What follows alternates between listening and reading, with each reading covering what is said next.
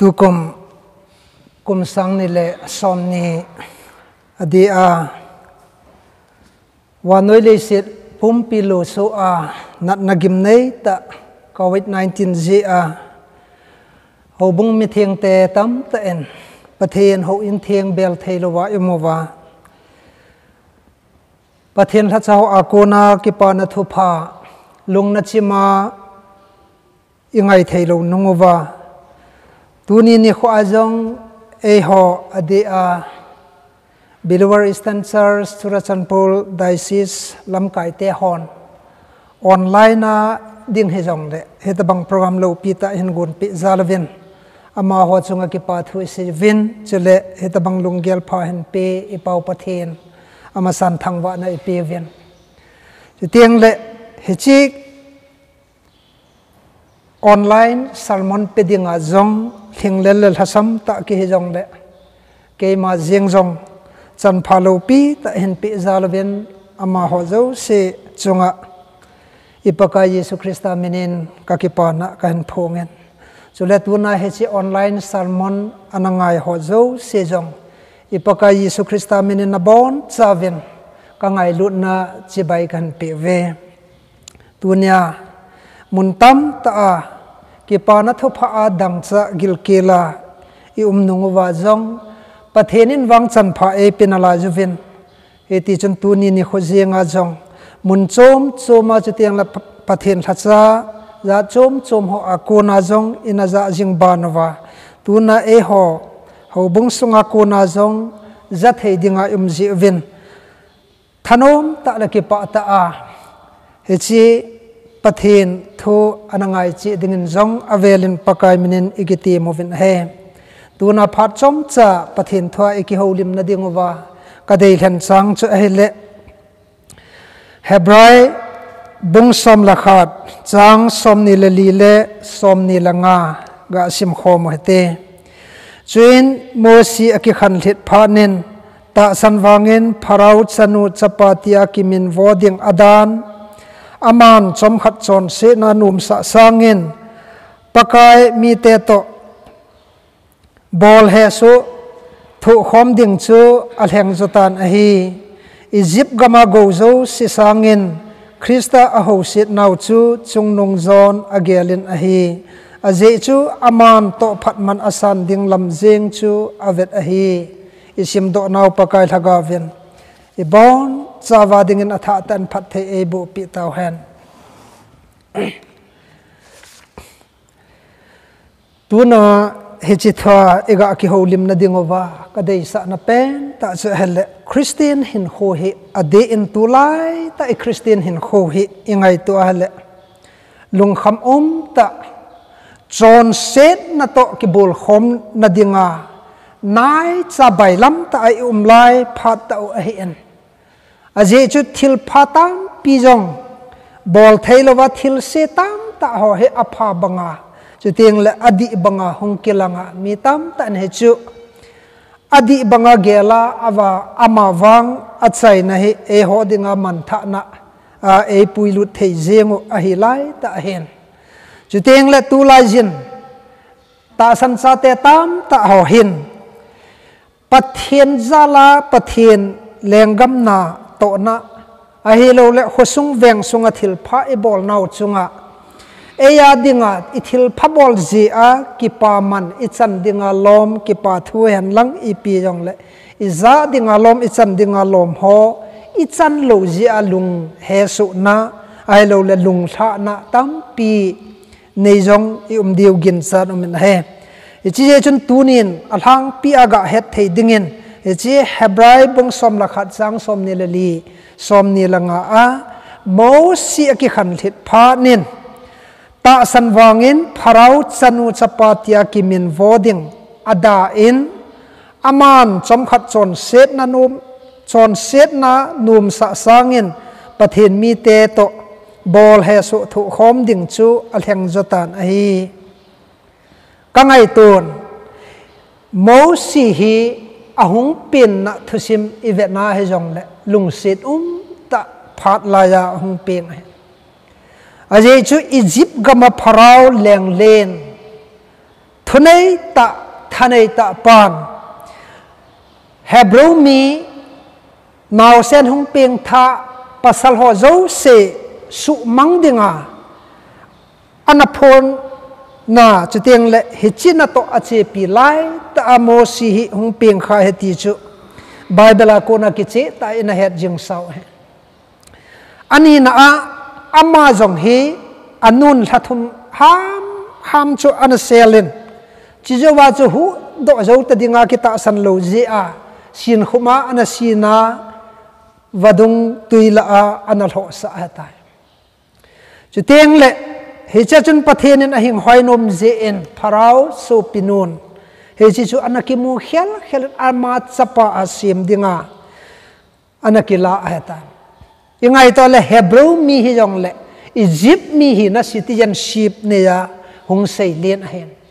a hung khan let na in sunga ko na hi Egypt te chi na le thiam na iza kayo se bulhing se na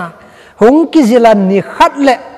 e chi pharao lal to na a to dinga hi ama yong chan vo nei sa hi tabang kho ma chu hin kho hin mang he hi jong la ama thu thu sim na hi ka ngai tun hello pi ka sama ma zeng a thiding sa pathenin anahu hingna tabanga hen tunin ta san cha te e ho zo se yong he ton sot damun ai lo la ton so na ka la hagel na chang ding sa ipak thenen ngai lut na jala achapa Jesu Krista thisana kalvaria e hat dawa he chil hat dam na jala chu tu na ton sot hin kem lo go lo thei dinga pathenin acha hina e sim theju hi ingai tu le mo si banga hi miwang phala miwang phachung nung hi veti he tuna akhat nai ga gel do diu dei kasan ala mo si chu Egypt citizenship hinan hung seilien han lang kum khat kum ni zo le he chi pharao lal to na to dingin ama dingin do sa tabangin he ti jan gon tup san ana ta jong le he chi lal to na atwa chon set na puma lal to na atwa hin kho chom khat nom sata man sanga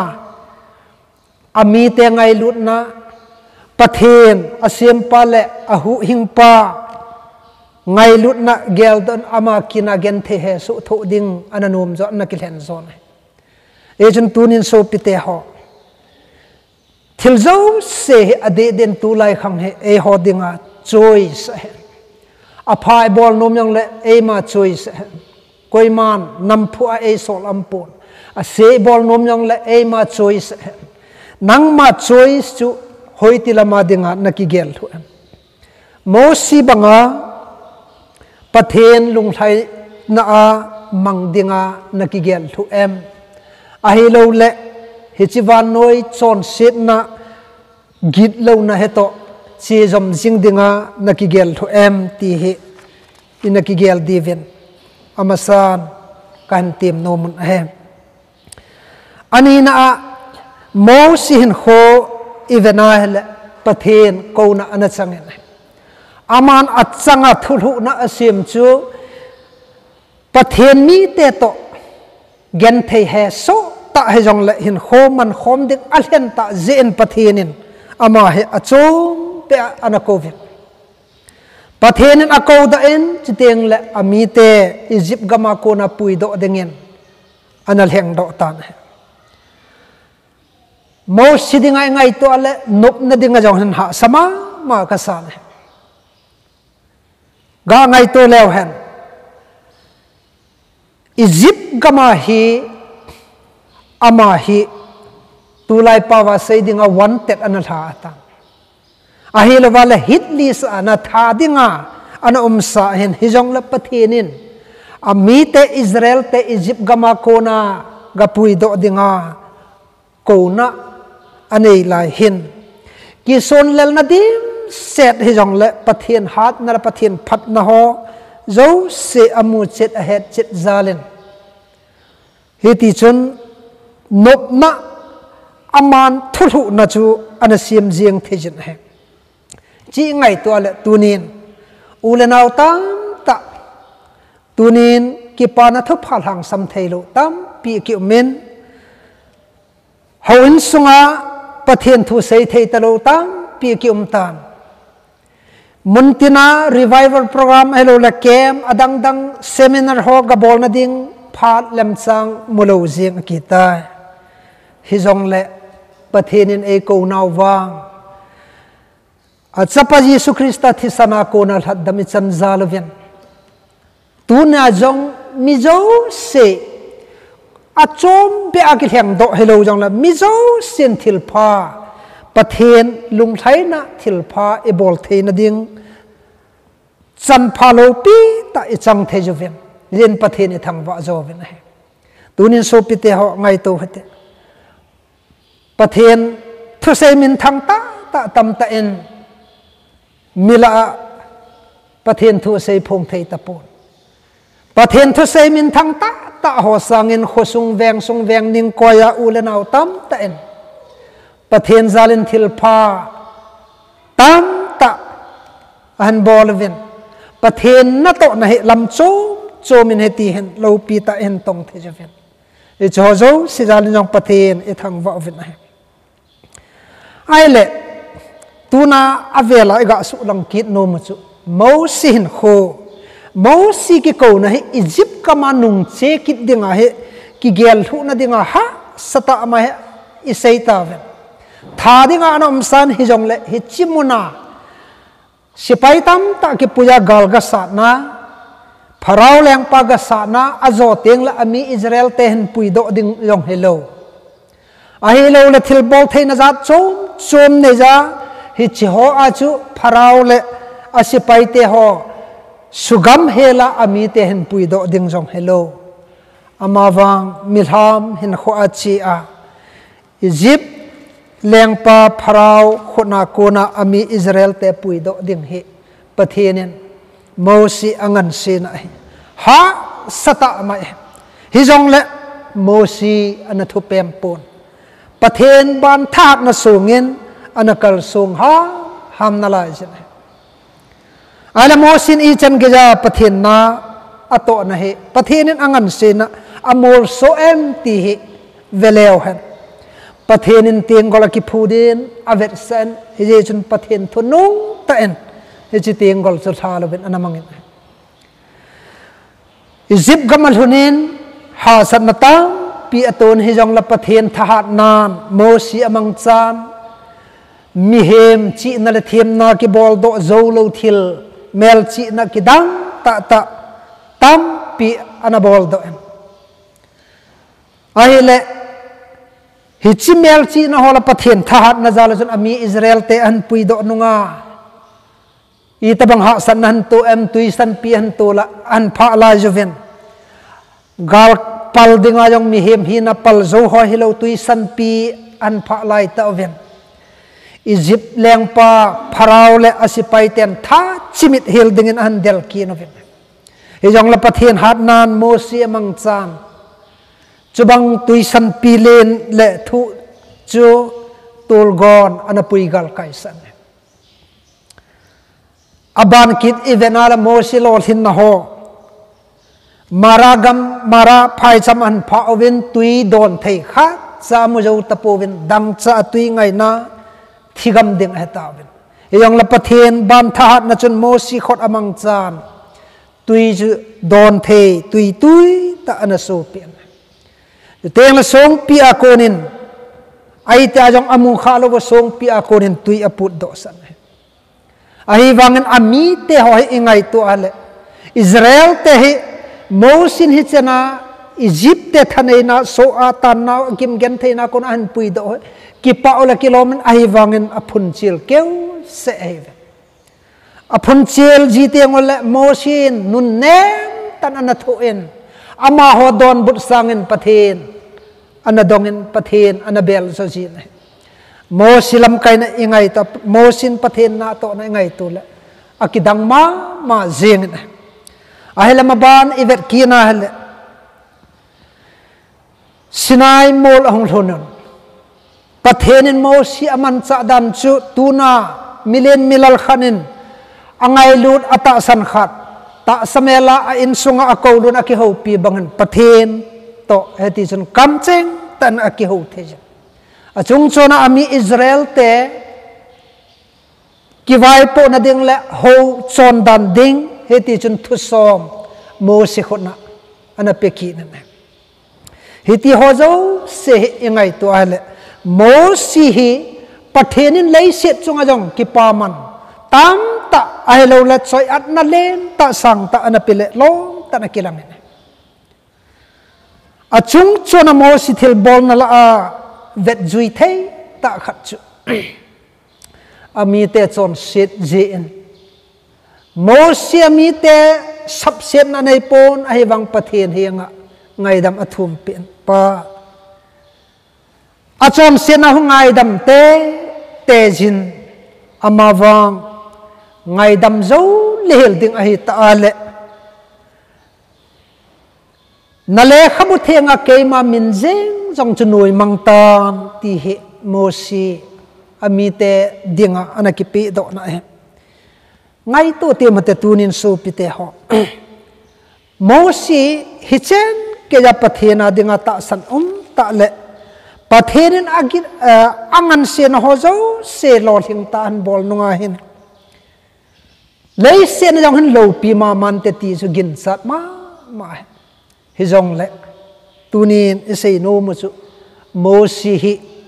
pathen ama ta jong ang sunga anakitep na po Abraham Isaac chule Jacob koma ka kitep na kanan gam chu na lo te ding wa hitia mo si masang ta jong anakitep na tuna i pidinga su mila ham ti ngai tu lew vo jang nat ta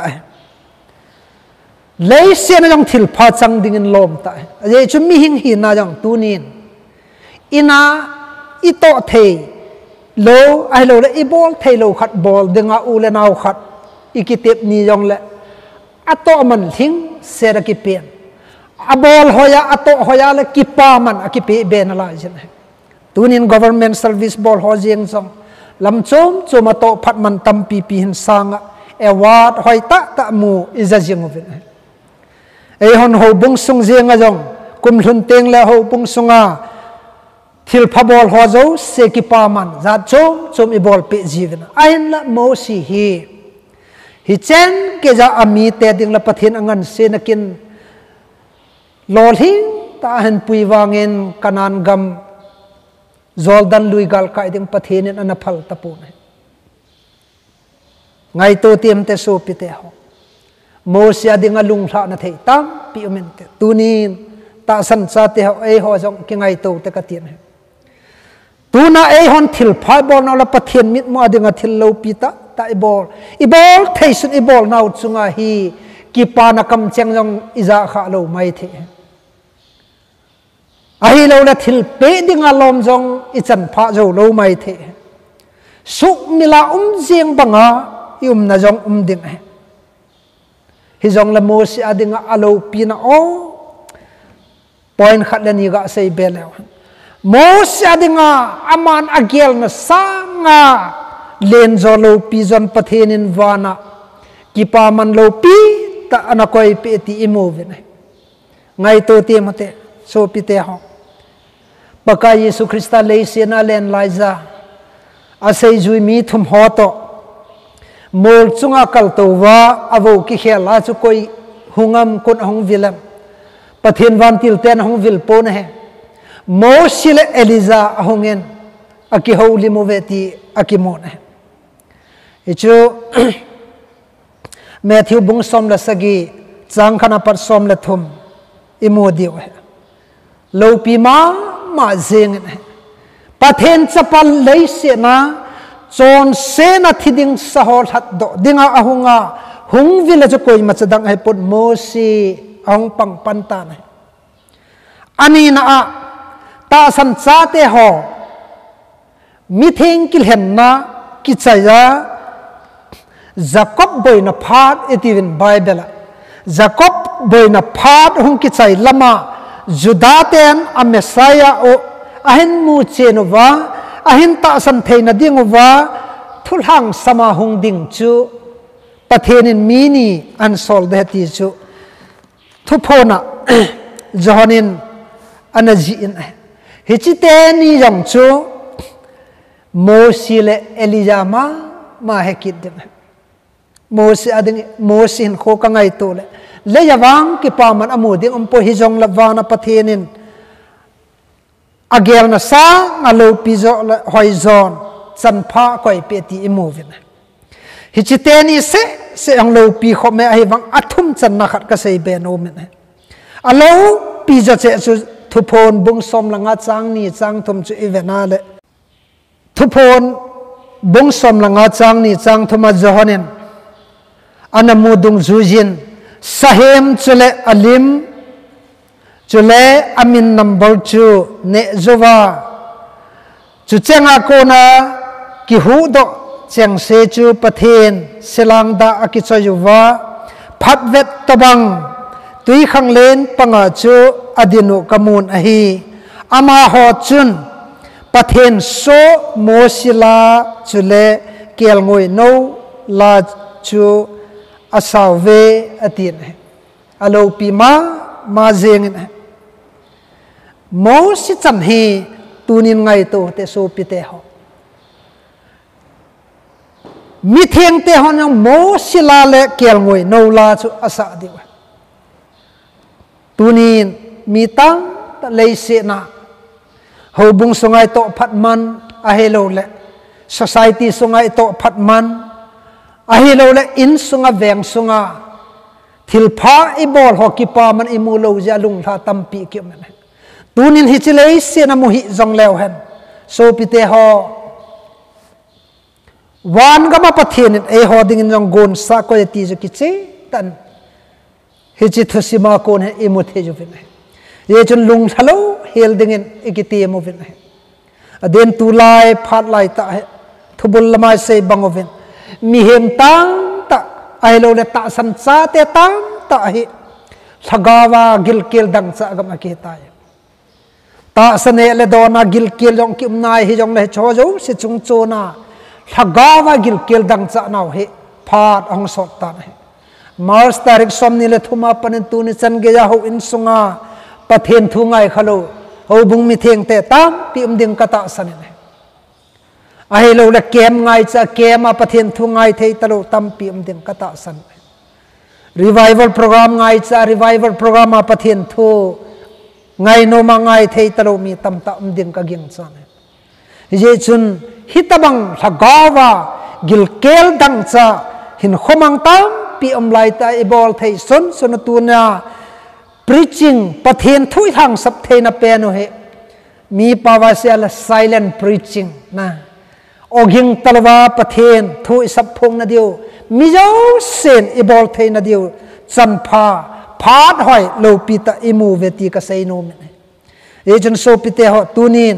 hichi phat man lu chunangin I pilamana man no men ane lo vai cha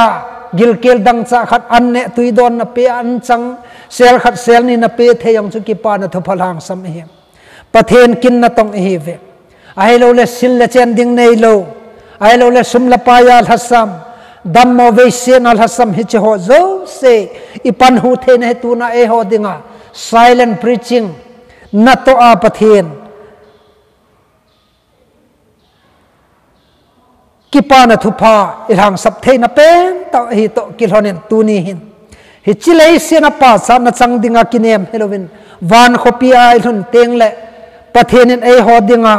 lopi ta igel na sangwal hoizo la lopi zo to phatman ei pe dingu kinemen tuni hin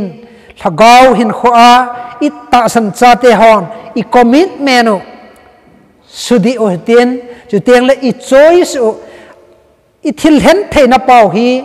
apha adi pathen lung thaina izot kha theina dingle pathen wan khopi a chu kipa man lo pi ta ho imuna thei dingin ichi I choice hi adi lam aphalam ata chun che piu te ti hi tunia dinga chomcha pathen thai kitil kho naw han lang angai ho zo se to ga sunan pakai hagawin chung chewa phathe e bu pi taw hen ka ki po e pathen thangwa na taw na chomcha na yote lo pi pen paka nangai lut na kidang ta nei chanwa tu na zong ta san cha te hot na ho in kabel thailo nungwa hitabang online service akona na thu chong cha he jong le samphung theya chan pha nei pi jevin ka ki pon namin ka thang bon he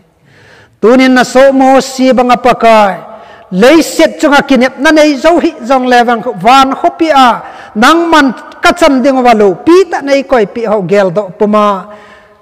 na kin na hoi ta ka to wa ka ta san naw ka phu den wa lam ti ka zo no wa chon sen na lam pi tang ta ka da la theina dingon pakai tu na phat chong cha ka ki ho lim naw he ka in kho ki khel na le